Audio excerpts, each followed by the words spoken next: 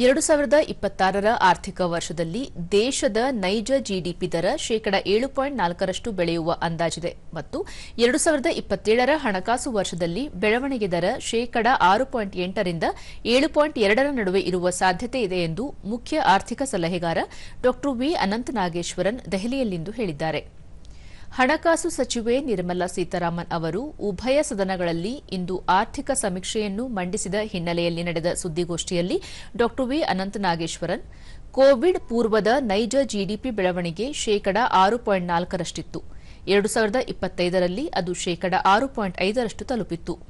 GDP ಬೆಳವಣಿಗೆ ದರ ಈ ವರ್ಷ ಶೇಕಡ 7.4ರಷ್ಟಕ್ಕೆ ಏರಿದೆ ಎಂದು ಹೇಳಿದರು. ಹಣದುಬ್ಬರ ವಾತಾವರಣದ ನಡುವೆ ಭಾರತವು ಹೆಚ್ಚಿನ ಬೆಳವಣಿಗೆ ದರಗಳು, ಬಳಕೆ ಮತ್ತು ಹೂಡಿಕೆ ವೆಚ್ಚವನ್ನು ಸಾಧಿಸುತ್ತಿದೆ ಎಂದು ಅವರು ತಿಳಿಸಿದರು. ವಾಸ್ತವಿಕ ಕಾರ್ಯಕ್ಷಮತೆ, ಸಾರ್ವಜನಿಕ ಹೂಡಿಕೆಗಳ ಸೃಷ್ಟಿ, ಹಣಕಾಸು ವಲಯದ ಉತ್ತಮ ಆರೋಗ್ಯ, ಕೇಂದ್ರ ಸರ್ಕಾರದ ಪ್ರಕ್ರಿಯೆ ಮತ್ತು ನೀತಿ ಸುಧಾರಣೆಗಳಿಂದ ಭಾರತದ ಆರ್ಥಿಕತೆಯು ಬೆಳವಣಿಗೆಯನ್ನು ದಾಖಲಿಸುತ್ತಿದೆ ಎಂದರು. ಕಳೆದ ವರ್ಷದ ಬಜೆಟ್ನಿಂದ ಪ್ರಾರಂಭಿಸಿ ಆದಾಯ ತೆರಿಗೆ ಕಾಯ್ದೆಯ ಸರಳೀಕರಣ, ಉತ್ತಮ ಪ್ರಕ್ರಿಯೆಗಳು, 2 ಸರಳ ಸ್ಲ್ಯಾಬ್ಗಳು ಮತ್ತು ಹೆಚ್ಚಿನ ನೇರ ತೆರಿಗೆ ವಿನಾಯಿತಿಗಳನ್ನು ನಾವು ನೋಡಿದ್ದೇವೆ. ವಿಶೇಷವಾಗಿ ಕೋವಿಡ್ ನಂತರ ಭಾರತವು ಉತ್ತಮವಾಗಿ ಕಾರ್ಯನಿರ್ವಹಿಸಿದೆ. ಆದಾಗ್ಯೂ ಕಳೆದ ಕೆಲವು ವರ್ಷಗಳಲ್ಲಿ ಜಗತ್ತು ಹೆಚ್ಚು ಅನಿರೀಕ್ಷಿತ ಮತ್ತು ಅಪಾಯಕಾರಿಯಾಗಿ ಮಾರ್ಪಟ್ಟಿದೆ. ಇದರ ಬಗ್ಗೆ ಗಮನಹರಿಸಬೇಕಾದ ಅಗತ್ಯವಿದೆ ಎಂದರು. ಮಾರುಕಟ್ಟೆಗಳ ಅಸ್ಥಿರತೆ ಹೆಚ್ಚುತ್ತಿರುವ ಹಿನ್ನೆಲೆಯಲ್ಲಿ ಸ್ವದೇಶಿ ಮಂತ್ರವು ಇಂದಿನ ಅಗತ್ಯವಾಗಿದೆ.